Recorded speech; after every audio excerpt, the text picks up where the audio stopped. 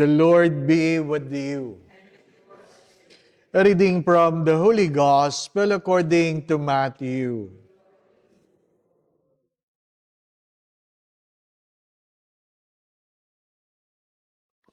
Jesus said to his disciples, "You are the salt of the earth. But if salt loses its taste, with what can it be seasoned? It is no longer good for anything, but to be thrown out and trampled underfoot. You are the light of the world. A city set on a mountain cannot be hidden, nor do they light a lamp and then put it under a bushel basket. It is set on a lampstand, where it gives light to all in the house. Just so your light must shine before others, that they may see your good deeds, and glorify your heavenly Father."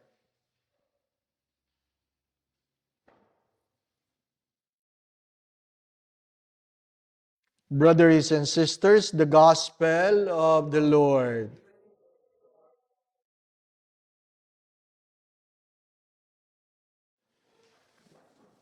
Para kita ko kayo. Yan po ang picture ni Saint Charbel. Ano po? Ito po, ito sa wall.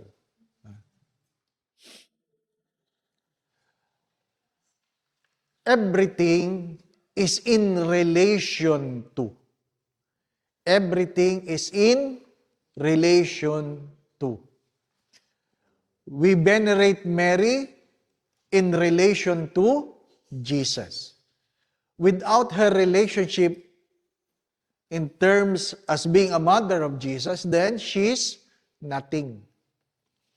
A saint is made a saint in relation to Jesus. The first reading reminds us that wealth is given in relation to what you shared to others. It is not enough that you prosper, live in abundance, successful, without sharing what you receive. It is always in relation to. Saint Paul was called in relation to. He said, brothers and sisters. Now, the gospel speaks of salt and light. The meaning of salt in relation to. Ano po? In relation to.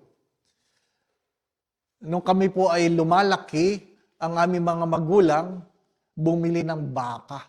Ano po? Baka. Para tulungan ng aming tatay sa kanyang hanap buhay. Kulang yung sinasahod. Ano po?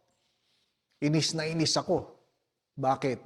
Natutulog kang ganyan, pag umulan, gigisingin ka. Ano po? Kunin mo yung baka. Ha? Baka magkasakit. Ano po? Yung baka ang baka magkasakit. Ano po? Bakit ako? Hindi ako magkakasakit? Ano po? Eh, sabi niya, nakakainom ka ng biogesic, yung baka hindi. Ano po? Ano? Nanay. But every week, we get a salt and we rub the tongue of the cow. Palagi namin kinukuskus ng asin yung dila ng baka. Bakit? Para may ganang kumain. Opo. May ganang kumain. Yung kayo, hindi niya kayo kailangan kuskusan. Palagi kayong ganadong kumain. Ha?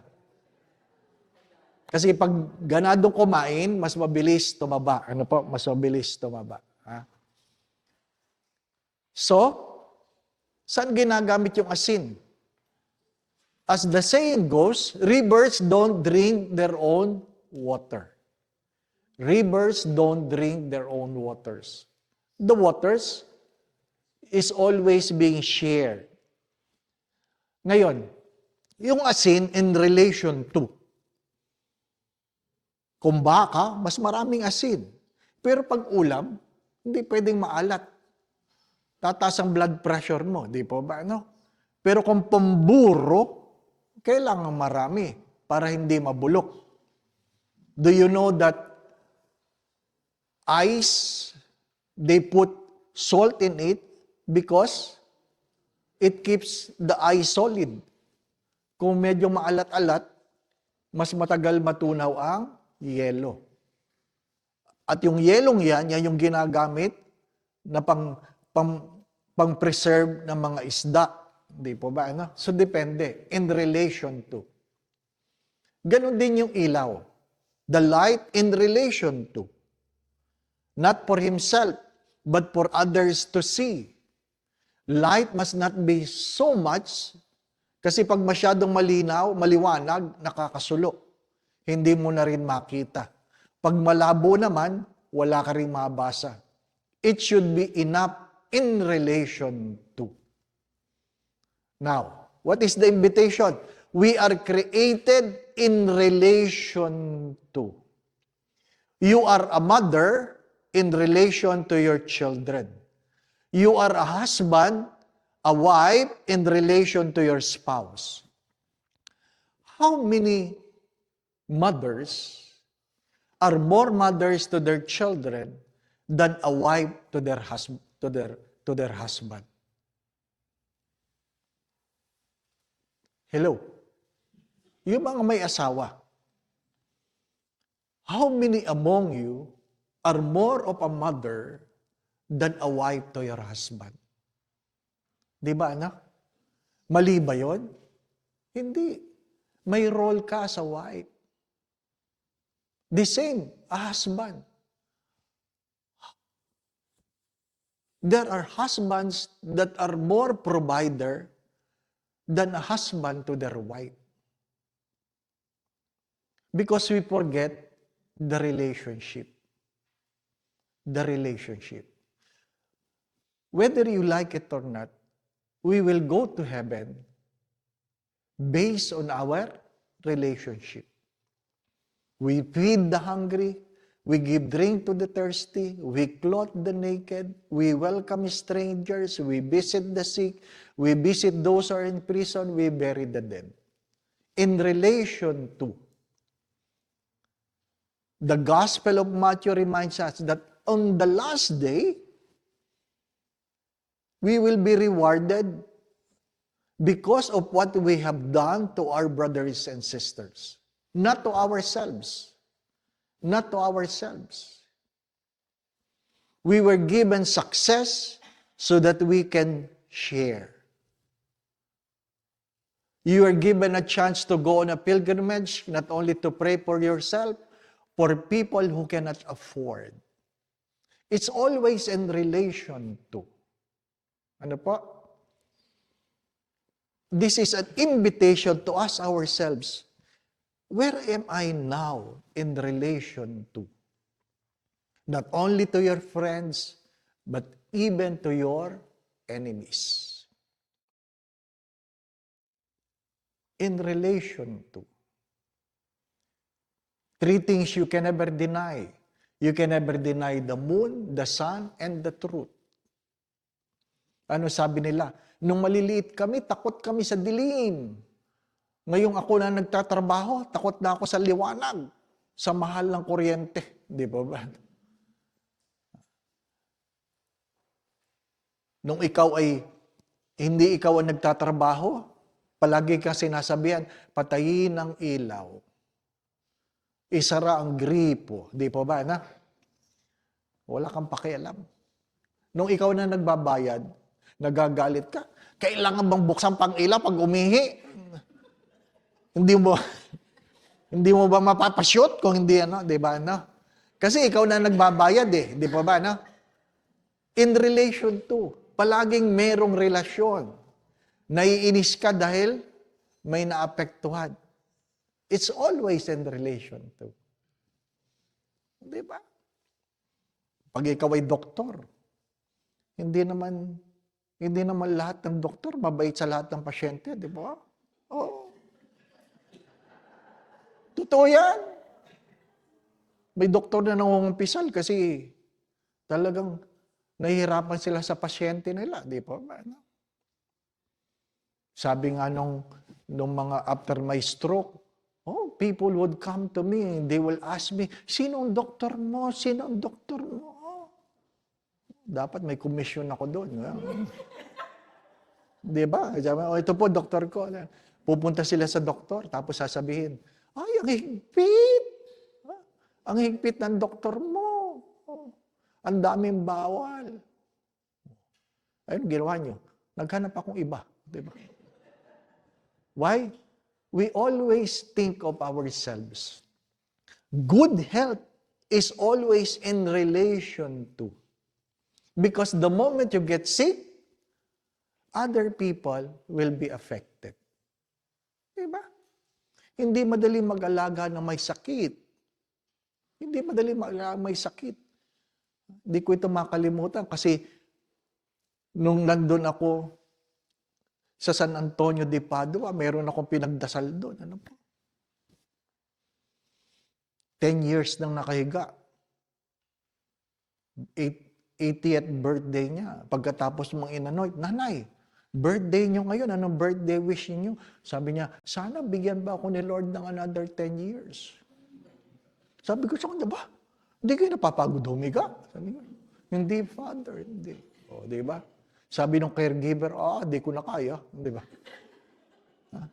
In relation to, nakalimutan mo, may nag-aalaga, hindi po ba? Ano?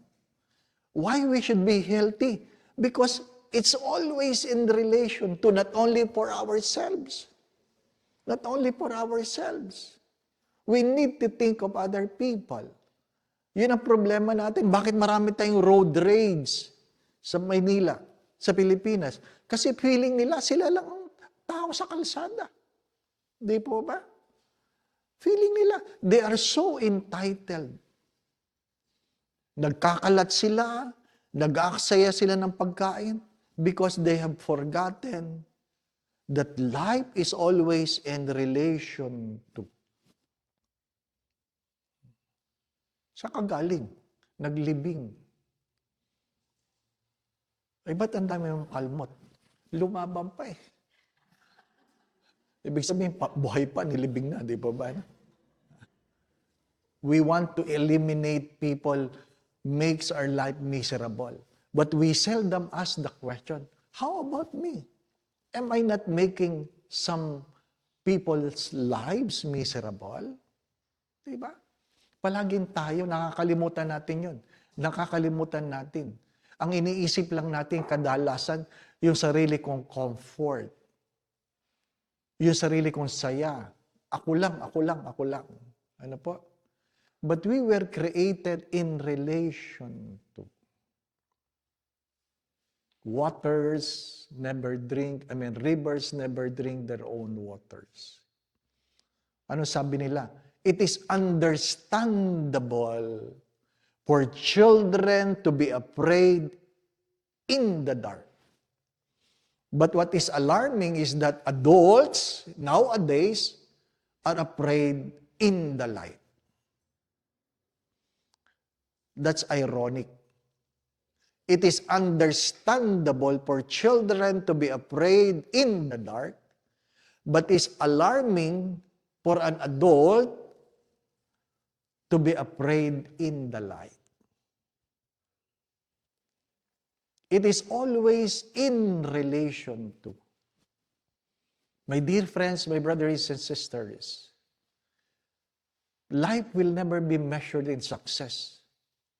The reformists of the Carmelites, Saint John of the Cross, I have said this, that we will never be judged by how much money we have, what titles we have gained, where we have been, but how much love we have given. Because you can always do things without love. Sawa na kayo dito. Pwede ka magbigay na walang pagmamahal, pero hindi ka pwedeng magmahal na hindi ka magbibigay. Pwede ka magtiis ng walang pagmamahal, pero hindi ka pwedeng magmahal na hindi ka marunong magtiis. Pwede ka maglingkod ng walang pagmamahal, pero hindi ka pwedeng magmahal na hindi ka marunong maglingkod.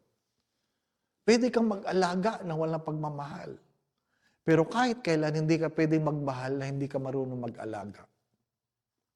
There are so many good things we can do without love, But we cannot live in love by doing nothing. By doing nothing.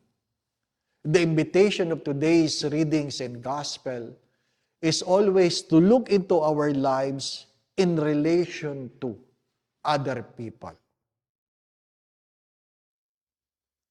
The humanity of Jesus, the incarnation of God, is about His relation to us. His relation to us. Iniwan niya ang langit para sa makasalanang sanlibutan. Yun ang sinabi ni Saint Teresa of Lisieux. Iniwan niya ang langit sa isang makasalanang sanlibutan. In relation to. Carmel comes from two words, kerem, el. The vineyard of God.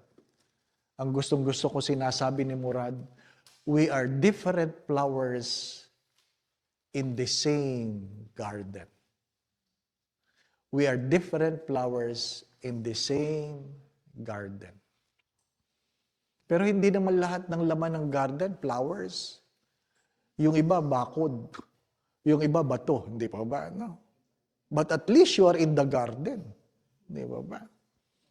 You are in the garden. In relation to. Pray, brothers and sisters, because regardless how little we do, if it is in relation to, it will give glory to God who created us. Amen. Again, remember that rivers don't drink their own water. Life is always in relation to. Ano po? Always in relation to. The Lord be with you. And may Almighty God bless you and your family, the Father, the Son, and the Holy Spirit. The Mass has been offered. We continue to love and serve the Lord.